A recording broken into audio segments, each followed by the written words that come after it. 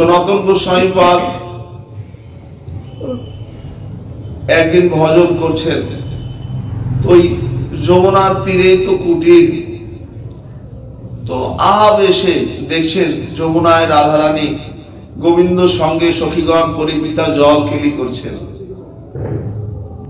রসদার কীর্তনে আপনারা শুনেছেন, রাধারানী বলছিলেন সখীরে দেখ, মজদি সিনানি আগিলা ঘাটে পিশিলা ঘাটে সে নাই, মোর অঙ্গ জল পরশ লাগিয়ে বাহু পসারিয়া ধাই। তো রাধারানী সখীগণকে নিয়ে জল কেলি করছেন। গোবিন্দ অনেক প্রকারে রাধারানীকে শোবার চেষ্টা করছেন, ধরবার চেষ্টা করছেন, পারছেন না। সনাতন গোস্বামীপাদ লীলা দর্শন করছেন। যখনই গোবিন্দ ধরতে পারছেন না, সনাতন গোস্বামীপাদ দর্শন করে আনন্দ হচ্ছে, খিলখিল করে হাসছেন। কি ভজন দেখেন, লীলা সাক্ষাৎ তাদের সামনে। সখীগণ পরিপ্রীতা রাধারানী গোবিন্দ দর্শন দিচ্ছেন, লীলা দর্শন করছেন। যখন খিলখিল করে হাসছেন, ঠিক এমন সময়ে তার কুটিরে সনাতন গোস্বামীপাদের দর্শন মানুষে একজন খঞ্জ বৈষ্ণব খোড়া লাঠি ভর করে করে চলেন, ওনার কুটিরের দ্বারে এসে দাঁড়ালেন। গোস্বামীপাদ যমুনার পানে তাকিয়ে, কোন দিকে তো ভ্রুক্ষেপ নেই, লীলা দর্শন করছেন এক নিষ্ঠ চিত্তে। ওই বাবাজি যে দাঁড়িয়ে ওই সনাতন গোস্বামী যখনই ধরতে পারেন হাসছেন, ওই বাবাজি ভাবলেন, হায় আমি খঞ্জ, আমি বিকলাঙ্গ, চলতে পারি না, তাই গোস্বামীপাদ তার চরণ দর্শনের জন্য এলাম। আমাকে দেখে গোস্বামীপাদ এমনি করে হাসছেন, অবজ্ঞা করলেন, কোনো কথা বললেন না। অজান্তে চুপি সারে ধীরে ধীরে কুটির থেকে চলে গেলেন। যেই কুটিরের ডেরা পার হয়েছে, সীমানা পার হয়েছে, সনাতন গোস্বামী লীলা দর্শন বন্ধ হয়ে গেল। খঞ্জ বাবাজি তো চলে গেলেন তার কুটিরে, সনাতন গোস্বামীর আর লীলা দর্শন হলো না। মনটা আনচান করছে, একদিন দুদিন যায় না, বহু চেষ্টা করছে, ভজনে আর মনোনিবেশ হচ্ছে না, লীলা দর্শন আর হচ্ছে না। তখন ভাবলেন, মনে হয় আমার কোনো অপরাধ হয়ে থাকতে পারে, যাই দেখি একটু রূপের কাছে যাই। তার ভাই শ্রী রূপ গোস্বামীপাদ, রূপ গোস্বামীর কাছে যেতেই রূপ বলছেন, দাদা। সব শুনে বললেন, দেখো আমার মনে হয় যে তোমার কোনো জায়গায় বৈষ্ণব অপরাধ হয়েছে। তো বললেন, ভাইরে আমি তো লীলা দর্শন করছিলাম, আমি তো বসেছিলাম কুটিরে, আমার জ্ঞানে তো আমি কোথাও জানা মতে হয়েছে বলে মনে করতে পারছি না। তো বলছেন, দেখো অজ্ঞাতেও তো বৈষ্ণব অপরাধ হয়, আর এই সনাতন গোস্বামীর অপরাধ অজ্ঞাত অপরাধ।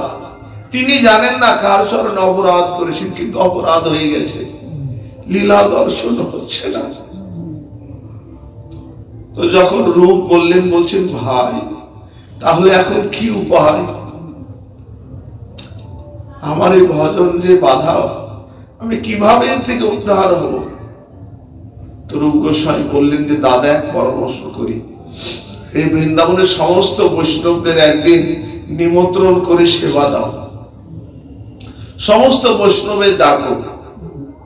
তো বৈষ্ণবের জীবনের একটি পরম বৈশিষ্ট্য কি? উত্তম হইয়া বৈষ্ণব হবে নিরভিমান, জীবের সম্মান দিবে জানি কৃষ্ণ অধিষ্ঠান।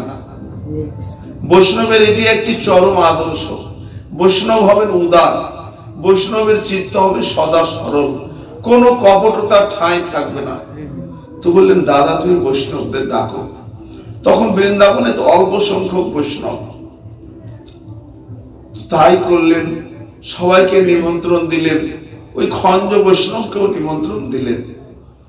তো নিমন্ত্রণের দিন সকলেই আসলেন, সবাই প্রসাদ পেলেন, কিন্তু খঞ্জ বাবাজি আর আসলেন না। তো রূপ বলছেন, দাদা দেখো তো কেউ আসতে বাদ করেছে নাকি? বলছেন ভাইরে ওই একজনকেই তো দেখছি না।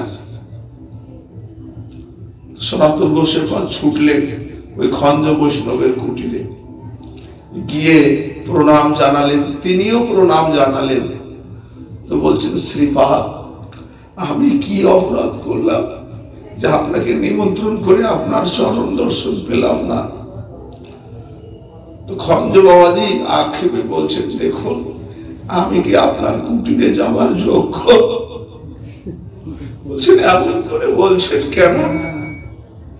বলছেন সেদিন গিয়েছিলাম, আপনি আমাকে দেখি খিলখিল করে হাসছেন, আমি খঞ্জ ভজনে অত্যন্ত দুর্বল, তাই আপনি আমাকে এমন করে অবজ্ঞা করলেন।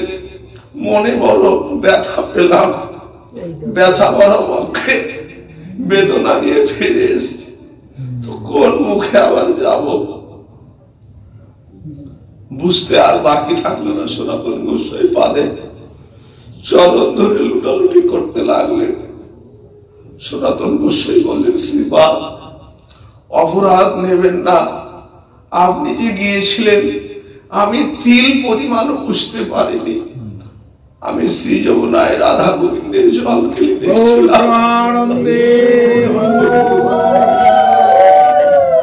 গোবিন্দ রাধারানীকে জল কেলি ছলে অনেকবার ধরবার চেষ্টা করছেন, ধরতে পারছিলেন না, তাই দর্শনে আমি খিলখিল করে হাসছিলাম। যেই বলা খঞ্জ বৈষ্ণব সনাতন গোস্বামীর চরণ ধরে লুটালুটি করছেন, হায় হায় আমি কি অপরাধ করেছি, এত বড় অপরাধ, একজনের লীলা দর্শনে ব্যাঘাত সৃষ্টি করলাম, বাধা সৃষ্টি করলাম,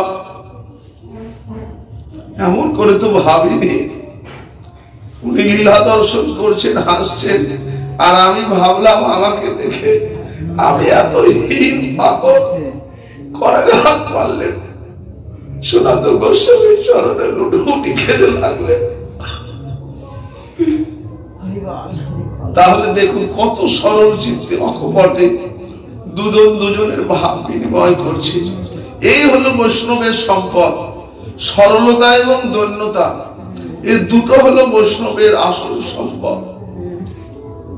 তাই দুজন কোলাকুলি করে অপরাধ মার্জন হয়ে গেল। আর ভজনে সেদিন থেকে আর কোন অসুবিধা হচ্ছে না, আবার আগের মতো লীলা দর্শন হচ্ছে। আমাদের লক্ষ্য রাখা উচিত যেন যে যেভাবে যেখানে চলুন, যে অবস্থায় থাক না, যেন কোথাও যেন বৈষ্ণব অপরাধ না হয়, আমার আচরণে যেন আর একজন ব্যথা না পায়, ব্যথিত না হয়, তবে আপনার ভজন আরো শ্রীবৃদ্ধি লাভ হবে, উন্নত হতে উন্নততর হবে। তবে কারণ যে জীবনে কৃষ্ণ ভজন নেই, শাস্ত্র বলছেন যে ওই জীবন ঊষর মরুভূমি তুল্য।